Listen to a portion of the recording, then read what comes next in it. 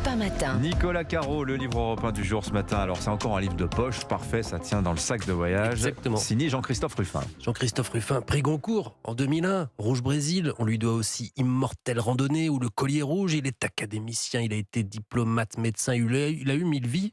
Mais depuis 2018, il s'est trouvé une nouvelle passion. Une lubie.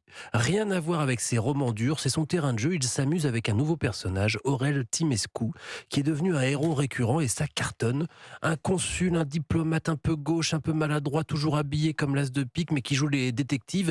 Il se situe, si vous voulez, entre Monk, Colombo et Inspecteur Gadget. Maladroit, mais quand même intelligent. Hein. Voilà, et il est très fort dans l'art de la déduction. Et La princesse aux petits mois, sa 4e aventure, sort donc en poche chez Folio. Ça démarre à Paris. Aurel a été rappelé par le Quai d'Orsay. Il attend une nouvelle affectation. Il veut s'adonner à sa passion, ne rien faire, et boire du vin de Tokay et jouer du piano. Mais c'est il est tout vous, contacté. Vincent, ça.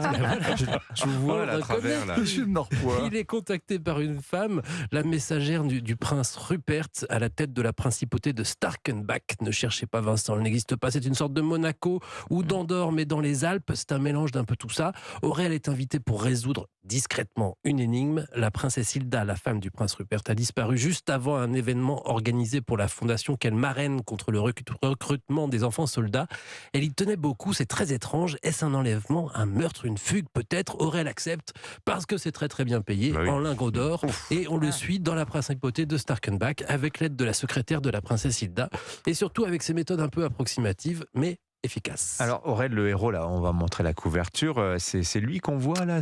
C'est une curiosité éditoriale. Dans ces cas-là, normalement, sur la couverture, on a une image de paysage ou l'arme du crime, que sais-je, mais là, c'est un comédien, il s'appelle Nicolas de Lavergne. Il est sur la couverture depuis le premier épisode.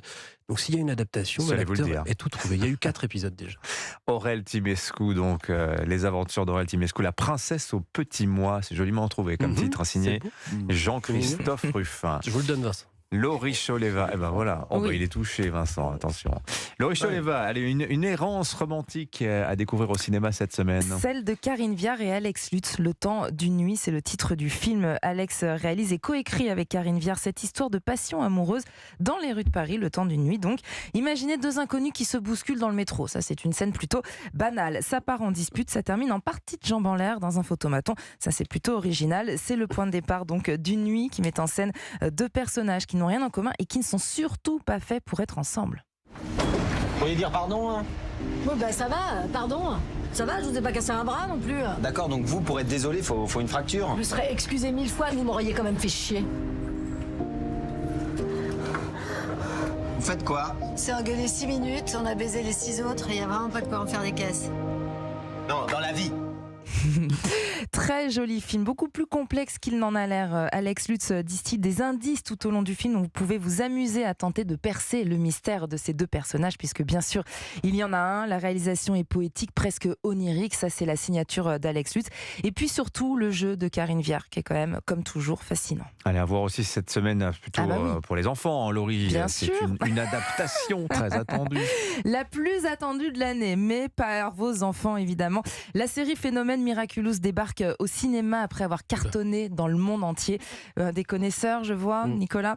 Moi aussi, je suis en plein dedans, donc je compatis. Ladybug et Chat Noir, 2 personnages phares de la série, deviennent donc les stars de cette comédie musicale animée pour enfants. Ladybug, donc c'est la super-héroïne qui va devoir unir ses forces avec le Chat Noir, le charismatique justicier masqué, pour affronter le méchant, le papillon qui menace de détruire Paris.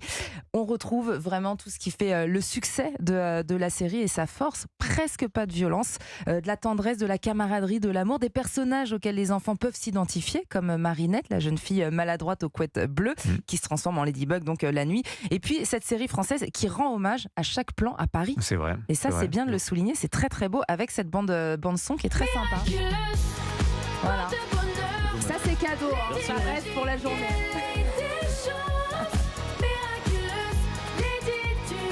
Je crois que j'ai vu 80 millions d'euros de budget pour l'adaptation de Miraculous et ça se fait un peu descendre par la presse. Hein. J'ai vu tout le monde n'a pas aimé, semble-t-il. Mais bon. Mais moi, mes enfants, ils ont adoré. Hein. Bah oui, mais ils étaient à l'avant-première. Vous savez qu'ils n'ont aucun esprit critique à cet âge-là, c'est bien connu.